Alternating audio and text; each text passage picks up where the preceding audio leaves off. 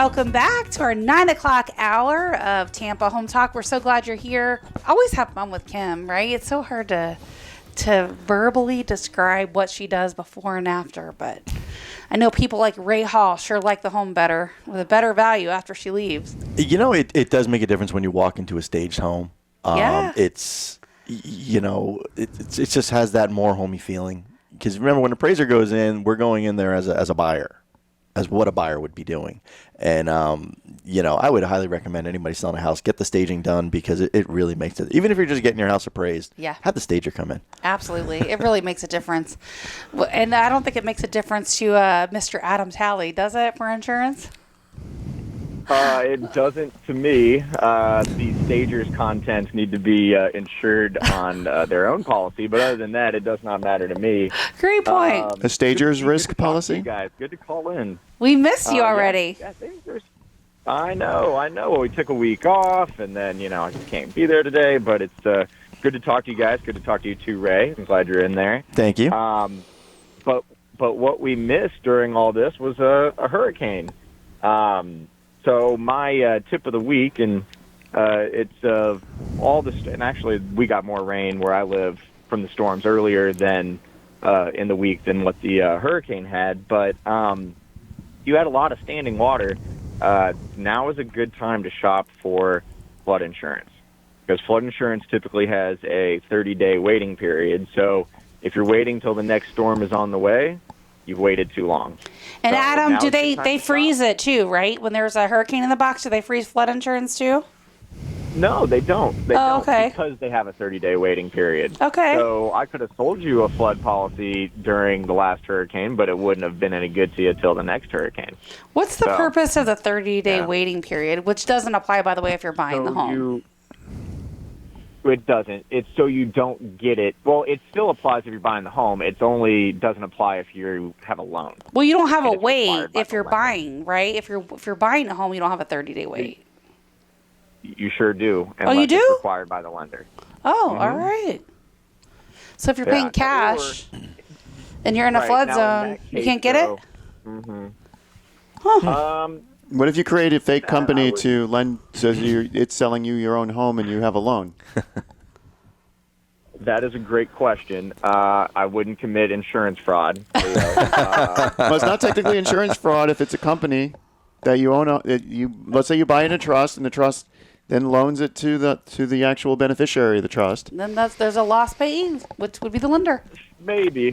But either way, there's a 30-day waiting period. Now, if you are buying the home, we can also do flood by endorsement, right? So we have a handful of carriers where instead of needing a separate policy, we can just add it to the homeowner's policy. And it's actually very beneficial to the client because you can get more coverage, you can get replacement cost on your contents, you can get lower deductibles, and if a hurricane comes, you don't have two companies fighting over if it was, flood or wind-driven rain or anything else like that. One Which is claim crazy adjuster, to one me. claim, you're all set. Yeah, Correct. it's crazy Yes. to me they do that, but they do.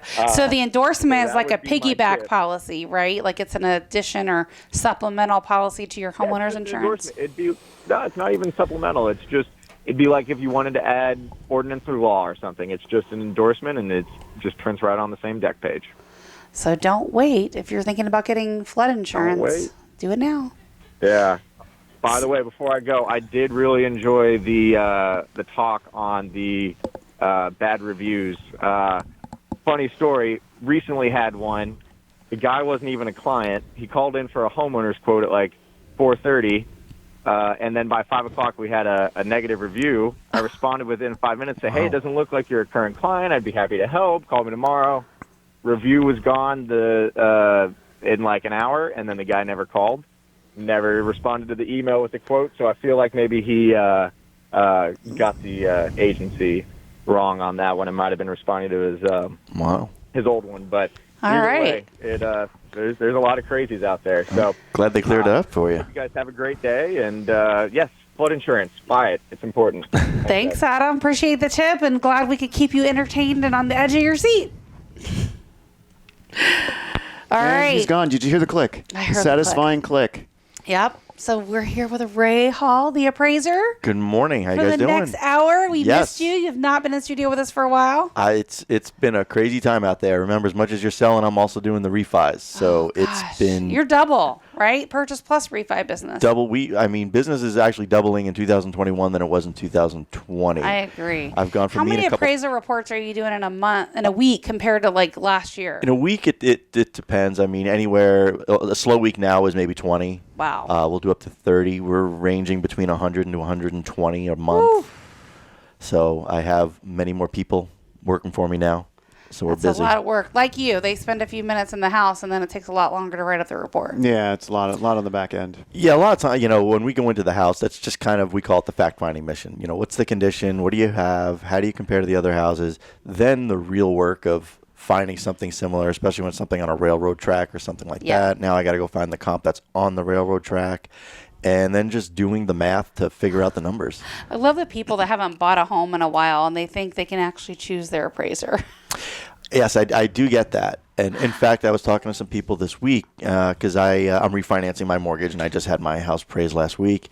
And they said, you don't appraise your own house? I'm like, that would be great. That would be wonderful. I don't think they're going to let you appraise your own home. But I'm pretty sure you can tell the appraiser that you're a real estate certified appraiser and give them some comps. I didn't give him comps. I did tell him I was an appraiser, but no, I figured I told him, I said, look, because of the size of my house and the fact that I have a pool, you're not going to find a whole lot similar in the neighborhood. Oof. I went over there and found some comps. So. I remember when I was remodeling my bathroom and I was refinancing on conventional and I wasn't quite done and the appraiser kept calling me to get in. Mm-hmm. And I said, here's the deal. This is conventional, so I know it doesn't matter, but I'm redoing my bathroom and if you're going to ping me on it, I'm not letting you in until it's done.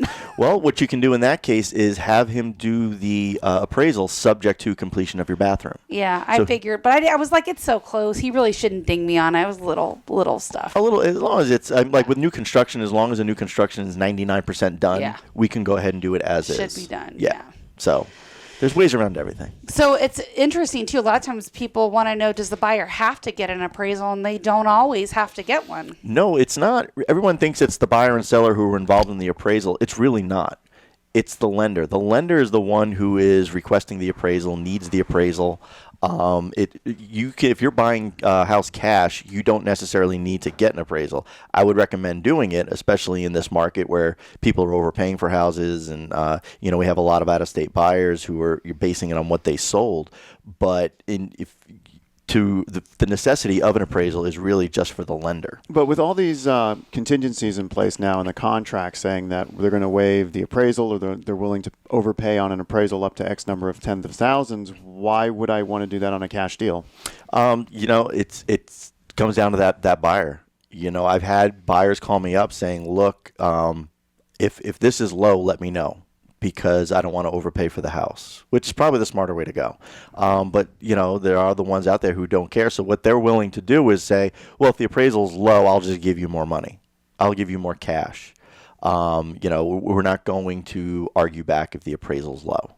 I don't agree with that. I always say when you're overpaying for a house, it's like maxing out your credit card because you have no equity and you never know when you might need that. You always kind of want to get a good experienced realtor and, make an educated purchase when you're going into real estate. Now, I'm hearing the horror stories out there about people having to spend 10, 20, 30,000 over appraisal. Are you seeing that on your end? Oh, absolutely. I had one where it was listed for, I think it was listed at something like $450. And the people came in and said, we're just going to offer you $535 because we want to make sure we get the house. Literally $85,000 over list just so they could get the house with no appraisal contingency. Did they get it? I don't know. It wasn't worth it.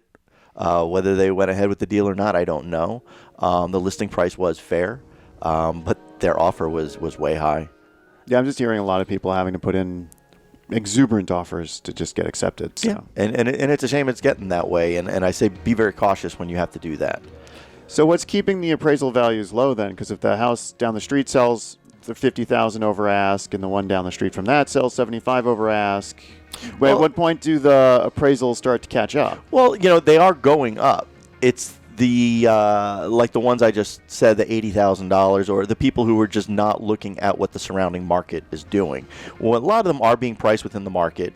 And, we find comps, we may find some larger comps and some smaller comps, and we adjust down and we come to that opinion of value.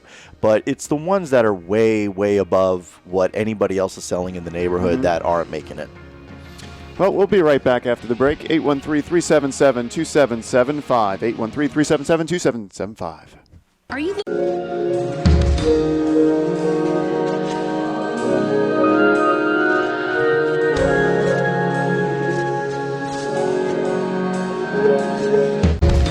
Welcome home. We're back. This is Tampa Home Talk. I'm supposed to do second segment intro. I know, but I left, so you got to close the first segment. No, Ray closed the first segment. Oh, Ray did? I had to run to the bathroom. I couldn't wait. I ran. I thought I could wait, and I was like, let me just go. I thought I said something wrong. Just ran out of here. I know I did. Made a beeline to the bathroom. So where did we leave off? We were talking about the appraisals, and the buyer, do they have to get an appraisal? And sometimes they don't. Again, it's the lender who requires the appraisal, not the buyer. And tells them if they do or they don't. And the automated system usually tells the lender if they're requesting it or they're not. Yeah, well, that's on the lending side. They just hire me. But no, when the appraiser comes out, that's usually because of a lender's request. They're the ones who order the appraisal, and that's why we always get that. The person always says, well, what's the appraised value? And I can't tell them. What they don't understand is that's really not their appraisal. I know. They're paying for it. The lender owns it. The lender. I always say it's like if I took you down to the car dealership and I paid for a car, but put your name on the title, that's your car. I have no legal right to it. It doesn't matter who pays for it. It matters who has title to it. That's right. So whoever's name is the client on that appraisal, that's their appraisal. So even to talk about it with you, I have to get the bank's permission to even discuss any part of that appraisal that's specific to the report. They're not going to do because they just want the report. Yeah. So actually, when I have an appraisal report, if you call me and say, well, you measured the house, what's the GLA? I can't tell you that. Wow. Because it's specific to the appraisal report. All right. Yeah. Well, you had a really good question off air on the break when I came back. It's probably a good one for the air. Mm-hmm. Don't you think? I think so. All right, so ask away. We get a lot of people paying over the contract, which Leo and I were discussing. Yeah. And well, you said because we know, we're looking at the comps to see roughly what that home would come in at, and that's usually where we price it. Right. And so as the appraiser, you guys are seeing the whole different side to that.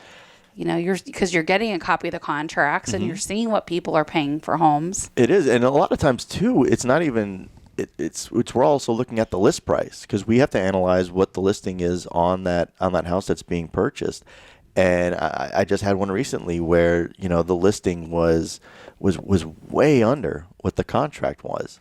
And, when we even look at some of the comps, sometimes the comps are questionable. So your appraisal was low or your contract was low? Let me think. I believe the appraisal was under contract on that one. Okay. Because the contract was way above what that list price was. It's not uncommon that we're seeing stuff that doesn't appraise. I mean, especially in that $400,000 to $500,000 range, which is a little bit above the average. Right. We're seeing because a lot of those homes are nice, and they can warrant that higher price tag. There's just not a lot of comps. I had one very recently, and the appraiser emailed me and called me to talk about it. And I said, look, I'm seeing the same data that you're seeing. Right. And you'll notice that all of the pending home sales are substantially higher than anything you have sold. I said, and I was looking at the dates on these, and I don't think they're going to work on timing for you to wait on the appraisal.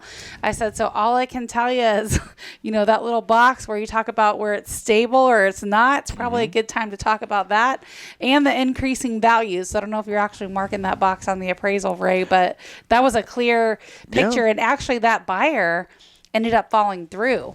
It was a whole ordeal. We had a cabana bath that leaked out by the pool into the kitchen. Oh, wow. We had to replace the laminate in the eat-in kitchen and in the main kitchen area. Right. The rest of the laminate was dry.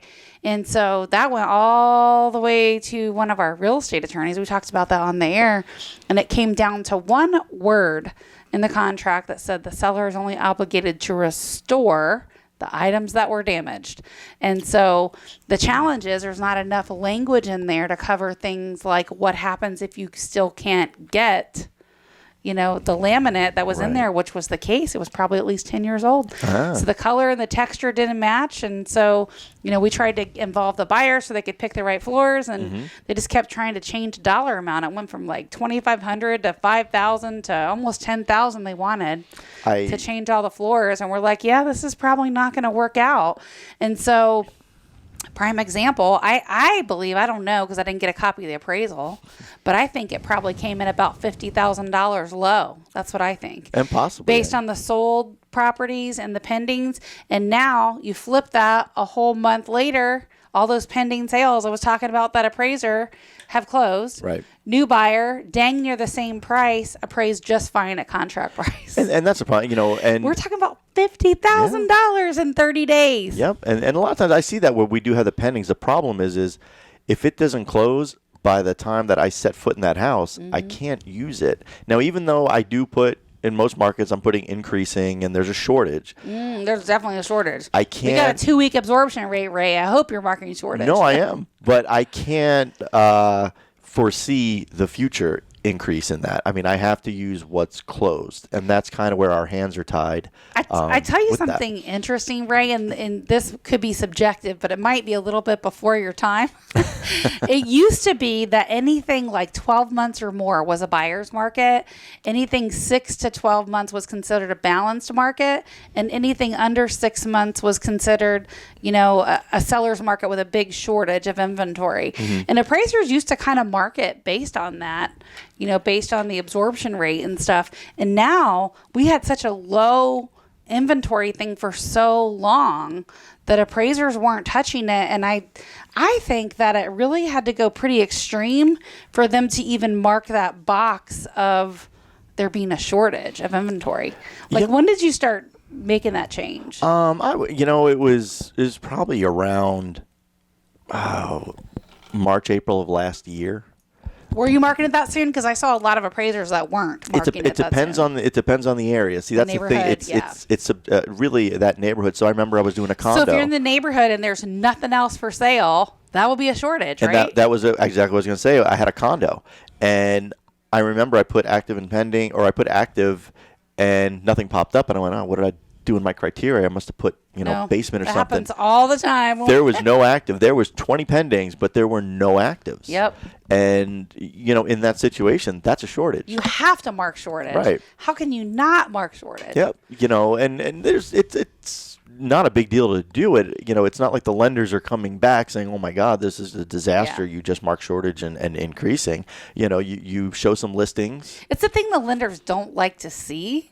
But it's one of those things that you guys can't avoid. Like, you have to mark shortage because there is. I don't know about them not wanting to see. They just want it supported. So I don't think they like to see it personally. Because I'm doing it in almost all my reports. I make sure I have the listings in there. Yep. They want active listings or pending. I put them in there, make sure that I'm showing it. Have you had an appraisal where you don't get any? Because I have. I've had some where I pulled a 1 mile radius, 20% on the square footage, and there was no active listings, not one. There's usually something. It depends on if I'm down a frostproof, I might have nothing. I had to modify the square footage more. I had to go out further. Which is what we do. Yeah, there was nothing within a mile. Right, you don't Nothing always have active. that picture perfect comp. And sometimes, I just did a house out in Clearwater that has 2 guest houses and everything total 17,000 square feet. Guess what? I'm not going to find anything within a mile. 17,000 square feet? Total of the 3 was 17,000 square feet. Did you divide that into 3 separate and try and comp each individual? Well, no. There was a main house, and because everything is on the same property, most large estates like that have a guest house or some type additional buildings. So it's just a matter of We used to finding call your those comps and maids' working with them. quarters, but not so much anymore. So you had to go to Savannah to find comps? No, we was able to find, within, the 2 counties. There's a lot in St. Pete. They used to have a lot of those. Yeah, and it was in Pinellas County. I don't want to be too specific, but it was over there. I just did a house yesterday where they have so much equestrian buildings and facilities that I'm going to have to probably go up to Ocala Wow. to find a comp. Wow. So how many miles is that? Quite a few. That's But usually you do what you bad, gotta do. though, if you're the buyer, though, trying to... Well, if this you're wasn't a purchase. This looking- was a refinance. But if you're so- looking for, if you're a buyer and you're looking for something very specific Mm-hmm. like that, because you have a horse or 2 or 3, Or in this case, 20. yeah, you will move. probably more than 20. Yeah. This could. But you will facilitate. move to an area that will support the need of your horses, because that's Right. probably the number one reason why you're moving. But I just think if you're in a situation like that where it's a special needs home, it needs a special needs buyer, it's going to limit your buyer pool. So Agreed. Yeah. you're going to not going to get the 50, 60,000 over ask. Exactly. You may get hundreds of thousands of dollars over because ask on it's that so because it's so specific. specific. But you may have the longer marketing time. So when a lot of houses Yes. are selling in less than 7 days, this one quite possibly could sell in 6 months to a year Yeah, because that's what I you're was waiting thinking. for that right buyer who needs that specific Oh, facility. I wish Kim was still here, how she would stage a horse barn. Oh, with all kinds of like horse stuff. She would do like barn and horse, and yeah, she would play into the theme of the house. It sounds like a magazine. Is that a magazine? Barn and Horse? No. I saw the cutest home, though, a little while back. It was like, where was that? A little bit north of here. Like, I think close to 50 in like Blanton Road. It was so pretty. See, I showed like it to to a do I like to do the client. ugly houses at the end of the day, so when I go home, I feel good. This house looks so good. It was literally like, it looked like something out of a magazine. I see those, yeah. And it was so pretty. So pretty. I was like, this is so far away, but I love the house so much. I'm like tempted to move. My client passed on it, but I really loved it. I'm always like, I'll take more pictures of the house that's decorated really well because I want to like show an interior decorator what to do in my house because my house is decorated as single guy. Yeah. We got to make that switch there. I'm if we're trying to make staging your that home, switch. right? Yeah, I know, I do. I need help. All right. So when we come back, we're going to talk about what happens if your appraisal comes in lower than your contract price and if you still have to buy it. So let's talk about it when we come back right after this break. Stick around.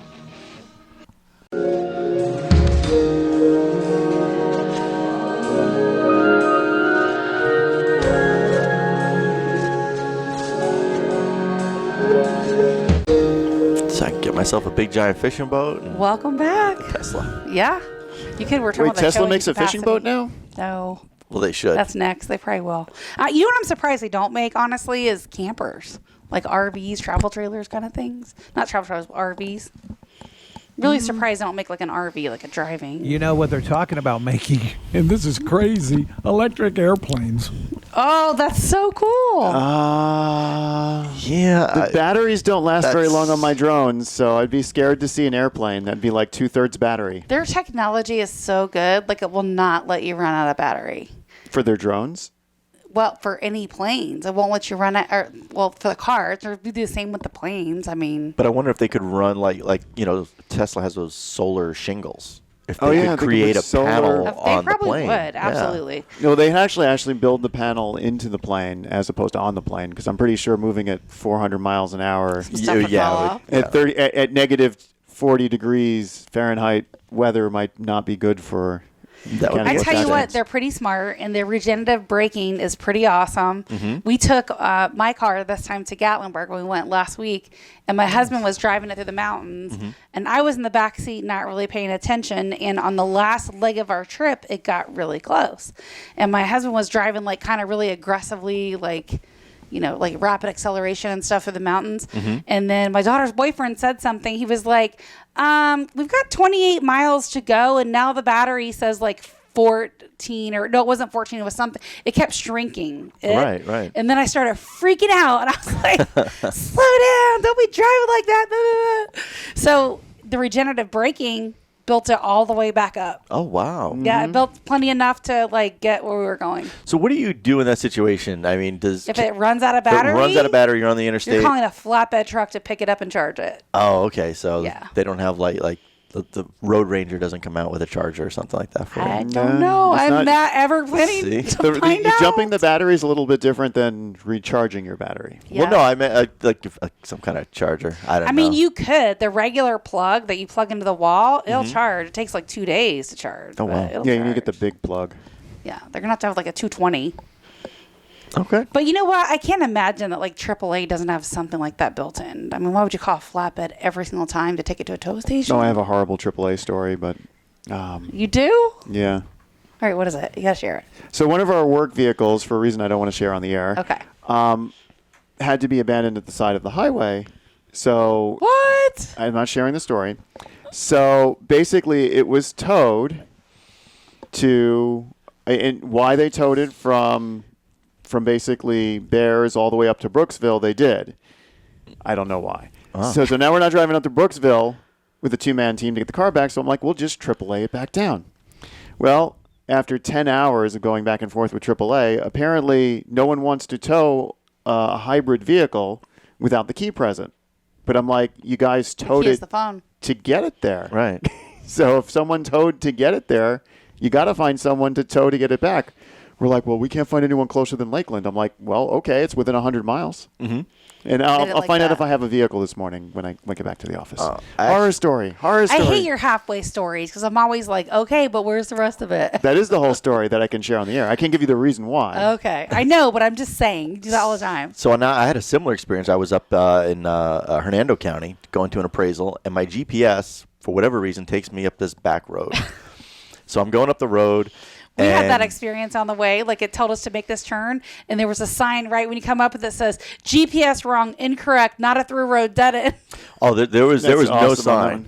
Well, all of a sudden the turns to soft sand, and I'm in my little Infiniti G37, which is a very low car, and I had to make a Would turn. have been a good day for the pickup truck. It would have been, and my whole back end got buried in the sand. I was a mile up the road. No tow truck would come get me.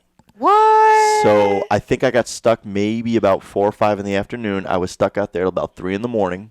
Finally, a tow truck driver drove me to my house, and I had to pay him for that. And then the next day, I had to come up with my Jeep and yank my car out of the soft sand and get it out. So that was a horrible. So now, as soon as a road turns a little soft, I'm done. I've got a good GPS story. So I'm in West Virginia now, doing some water plant work, and my GPS to get me back to the hotel says turn left here, and I looked what turn left here was, and it was like this dirt road leading into a mining. It must have been like a mining community shaft. Oh, wow. Like the actual mining shaft. I'm Right. like, I That's don't scary. think I'm following this GPS, and I did not take that road on the first 3 days. I took it on the 4th. I know It turns there's out it was a been- shortcut through a cave. Wow. What? Yeah, it was a shortcut. Did you go? Or take Well, out on the 4th later? day, I did. I'm just like, if my GPS says to do this, I only have to do it once. I don't think I would have done it. I did think it. It was would've- fun. Good for 'cause you. It looked like Thunder Mountain Railroad, but only I'm in my car, Oh, my God. and it's West Virginia. Wild, wonderful West Virginia. I was actually driving. I went to Europe with my brother. We were in Italy on the Amalfi Coast. Have you ever been that's there? beautiful. Yes, but the roads are like a lane and a half, and there's tour buses flying by. So my poor brother. Flying is an understatement. And this is that's an understatement. And this is my big brother, so he doesn't like me driving, but I'm the only one who can drive stick. And we're going up in the mountains. Sounds like a familiar story. Oh yeah, we're going to the mountains, and it's the GPS is like, okay, take that road, and it's literally like a dirt road at a 45-degree angle. Oh, and my gosh. my brother's like, this is the worst thing I've ever seen. He's like, this can't be the way. And he's just yelling about the whole trip, but then we got to Ravello, and it was beautiful. So it was You know worth what would be it. worse? Like coming down that 45-degree slope. That'd probably freak me out more than We going had up. to do that on the way back. Woo. Oh, I remember. This is I'm in Seattle now. I'm stopped at a red light. I'm on a 60-degree incline at the red light, and I'm like, I don't know what to do. If I take my foot off the brake, You're I'm going going backwards. to go backwards into traffic. What stupid engineer designed that? And So thought it I would be literally had to okay? take my foot off the brake and slam on the accelerator at the same time. Oh wow. That's freaky. So I didn't crash, but it was just funny. I was like another one where I feel like I'm on a roller coaster. Was somebody right behind you, or did they stay back? No, they stayed back. They knew better. I was Good. in a rental, and it was obvious I was in a rental. Was it a stick or an automatic? It was an automatic. Oh okay. Yeah, but a little still, better. I mean, Yeah. I'm literally Goodness. sitting at 60 degrees, and the biggest hill I know of is Dade City, and that's like Yeah. a nice mound. That's like a 20-foot mound. Yeah, if you go to Claremont, you'll get some bigger ones. Yeah, but they are nice. Yeah. All right, so we got a little bit off track. Yeah, we But did. Before the break, we were talking about what happens if the appraisal comes in below contract, Mm-hmm. which, that never happens in this market. And if the home doesn't appraise for the right price, can the buyer still purchase it, or can they get out? They can still purchase it. Remember, the appraisal's not saying what you need to pay for the house. They're just saying how much the bank is going to loan you. That it has to do with the loan to value of your mortgage, not so much. So what happens in that situation is if you can't get the appraiser to reconsider the value, because we do get reconsiderations of value, not as frequently these days, but we used to, you could just have to put up more money. So basically, you The have to difference. pay the difference between. If it appraised at 475 and you're buying it for 500, you're stroking a check for the additional 25,000. Exactly. Because in this market, sellers are not budging, and they shouldn't have to, really. No, but the appraiser does have a scope of work provided by Fannie Mae and the lender that they have to follow. So we may even deep down inside say, yeah, you should be selling it for that. But if we can't support it, we can't support it. The interesting thing that we're seeing right now is I've never seen so many complete waiver of appraisals. Yes. Where people are like, yeah, we'll buy it anyway, and we won't we'll pay any difference on the appraisal. Mm-hmm. So that part's been really interesting because, some of these don't have contingencies to sell, yet they need it. Mm-hmm. We had one about 2 weeks ago. Our buyer was buying a home and they actually got hung up for something on the lending side, which the contract says they get 10 extra days per the CFPB to get through that TRID stuff. Right. The clear to close happened the day of closing, so they needed that 3 extra days, which would have pushed us really from from a Wednesday to a Monday. Mm-hmm. So it was just really a few business days. And the seller of that home they were buying had a contract on another home without a contingency. And the person that was selling that home was also an agent. And she kept their money. She kept their escrow deposit and did not extend it. Wow. Yep. Then we were nice. watching it and they got another contract and she said it was all cash. And that one fell through. And I said, what's wrong with your house? That's what I asked her the next time around. She's like, oh, they just changed their mind. Okay. Yeah, it's becoming increasingly difficult to buy a house. Well, and people are ridiculous. Really, I just said, okay, we have an interested buyer in the home. What price will you sell it for? I mean, I know what it's listed for, but what price will you say, yeah, I'll sign a contract right now? Mm-hmm. And she literally texts me back $1 million. And so I text her back and I'm like, yeah, discuss this with the buyer. They're looking for a seller that's a little bit more motivated. Good luck on the sale of your house. Yeah, and a lot of people motivated to sell, but they just realize they can't move anywhere. Yeah, well, they can, but you gotta wait for the market to cool and construction to catch up and all that sort of stuff. Exactly. How long do you think it's gonna be before we start settling down a little bit and move into any sort of balanced market whatsoever? It's from what I've seen in some areas, a lot of areas, it's not as it was really just skyrocketing there for a while. It's not that it's slowed down in some areas, but it's kind of a little more of a normal rate now. But it's all going to depend on how many people keep coming to Florida. Remember, I think we're going to be 2 years. I was saying about a year or two. I think it's going to be a couple years. Because we still have people coming to Florida. It's not like in 2004 and 2005 when it was just happening for the heck of happening. Especially if there's another potential lockdown. They're talking about another strand of the coronavirus where other states may lock down again. And I think that would have an immediate spike again. And they're going to start coming to Florida again. They'll continue, because we saw it last year and when we're still seeing it now. I'm not sure what the recent numbers were with the population increase, but for a while it was 1,000 people per day moving to Florida. And we know it's significantly higher. We were talking this morning about census data from 2017, and I know we have to be close to the number one city in Florida in terms of people moving here, but the people moving here is still substantial. Yeah. And I think it will rise again as we get closer to the colder months, for sure. I have a friend of mine, he owns a daycare, and he said all of these new kids coming in are all coming in from Florida or New York and Massachusetts, New Jersey, all the California. Yeah, a lot of California. A lot of I wouldn't recommend buying real estate in California right now because... Yeah, I don't like that. Who knows where that's going? I wouldn't buy it. Somebody will, but I wouldn't be me. Yep, and that's the thing about our current market is it's happening because of something that hasn't happened for 100 years. Yeah. Which is, the effects of the pandemic. So it's hard to really gauge because we don't know what's going to really happen around the corner and who's going to keep coming We here. don't, and no one can predict it, but there's just a lot of indicators that show it's nonstop. Yes. Builders can't build fast enough, which, Absolutely. as you know, Leo, you'll see more claims coming down the pike in the months and years ahead. But things are going up as fast as they can, and the prices of stuff is crazy. I was talking a conversation yesterday with someone about how Romex has went up 3 times the price. So roofing materials, lumber, everything has gone up so much more. It's just food, The price just with the transportation costs and I everything. wonder how much of this is inflation based. We're printing money. All the stimulus checks money has to be printed and has to. Well, I mean, there's big salaries coming along with it, and we know that's going to settle down. Minimum I think that's wage the only went up. thing that's going to cool things is when people start losing their jobs. All right, this is Tampa Home Talk. Stick around. We'll be back for more fun times.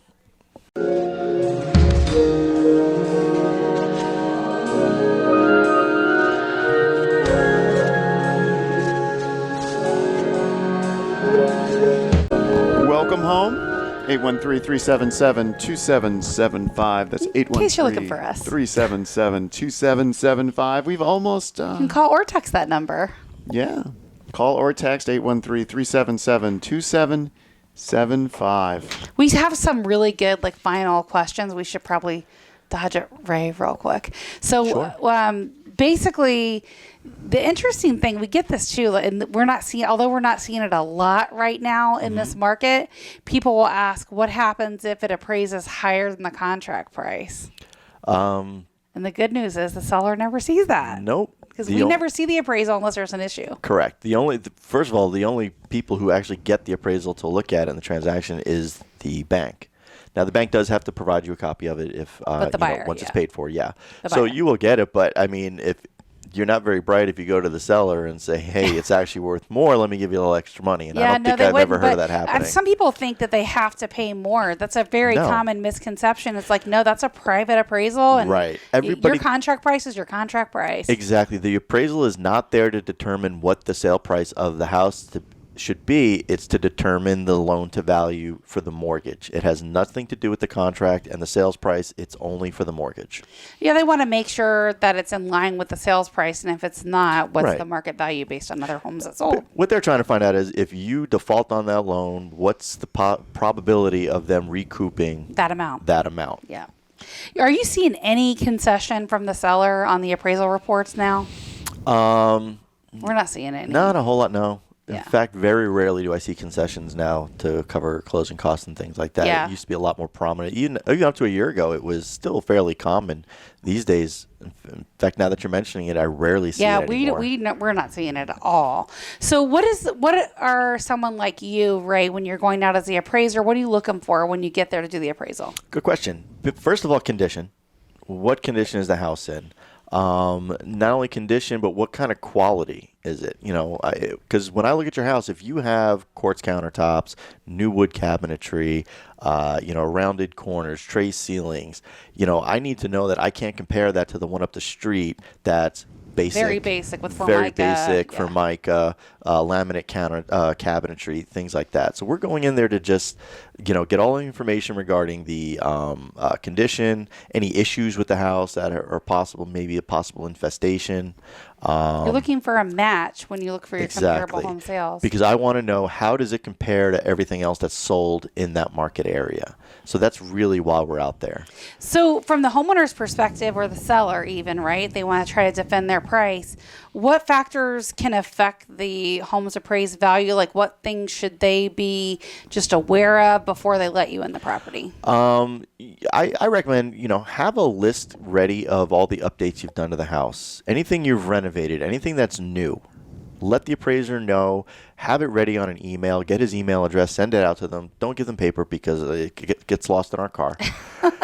And I always tell people, look, I'm shoving this in my pocket. Don't get offended. It's just I'm not going to have it if I don't put it in my pocket right now. But send them an email. Go over with them, what those updates were. And also just let the appraiser do what he needs to do. Don't give them a tour. We know what a bathroom is. We can figure out what the room is. We got it. Don't tour the appraiser around. So don't point out any special features? Go over that. Again, make that list. Put it in a list. Okay. Put it in the list, the special features you like. Or, if it's waterfront, we know it's waterfront. We can see it. You hope you can see it. I've had people walk me into plan. every room and say, well, this is the bathroom. So, the one with the toilet in the corner. Thanks, I got it. So, awesome. But have that list together. And, if it is low and you feel it shouldn't have been, look for sales. And I'll tell you right now, if you're trying to defend it with price per square foot, you're not going to get a higher appraised value. Looks at that. We don't look at that when we're looking at comps. I had one recently. They came in and they had 5 comps, all $50,000 to $100,000 below what they thought it should be. but they were giving me price per square foot and trying to defend the value that way. And, not only do the appraisers not look at that, but it's not like Fannie Mae or the lenders accept the only price per time square price foot. per square foot matters is when you're building. Exactly. I mean, Builders look at that. It's a good way to kind of gauge and get an idea of where things are, but you have to remember at different not a sizes, concert, yeah. you have price points. Usually 3,000 square foot and above, you may have a different price per square foot than you're getting below that. And even the really small houses, sometimes it's higher because of economies of scale. And you've probably seen some neighborhoods where, this house is really nice and it's updated, but all your other comps, not so much. And then you got to go back maybe 6 or 12 months to find an updated one in that neighborhood. So then you've got to adjust for time. That can be a lot of work. I've had to go back 2 years in a neighborhood. It was a very unique neighborhood up here in the Land O'Lakes area where you don't always have to have your clothes on. And it was a townhome in that community. And my opinion was nothing else is the same marketability. This is a newer townhome with higher end features in a very specific neighborhood. And the lender accepted what I did. I went back. Usually they don't like us to use public record sales. I had to use a public record sales. I was able to talk to someone who was involved in the transaction. So I was able to verify everything. I used that, and my opinion of value was based on those comps. I had one recently that we sold. They were trying to sell the home with Zillow, and Zillow came back and beat them up for all these repairs, which rightfully so they had. I mean, we did the inspection report. It was over 100 pages. We repaired a lot of stuff before we went on the market. But it's a huge difference, and the price we were able to offer was substantially more. But that was an interesting one where I pulled the comps. It looked like it was here, and I'm like, I don't think this is right for this house in this neighborhood. And we're typically going back just 6 months, so I ended up having to go back 2 years in that same neighborhood. And then I was like, oh, there was a sale here over 500 where I was getting comps in the high 3, low 4s. I'm like, this just doesn't seem right for this neighborhood. No other sales, no actives, no pendings, no nothings for a while. So it's one of those old money neighborhoods in Brandon, Valrico that people stay forever, 20, 30 years. So when I went back and looked at some of those older sales, I was like, oh yeah, we're definitely going to be able to get this. And adjusting it for time, for sure. Yep. And as appraisers, we do, I mean, I had one in an area where the street with the specific view was so specific.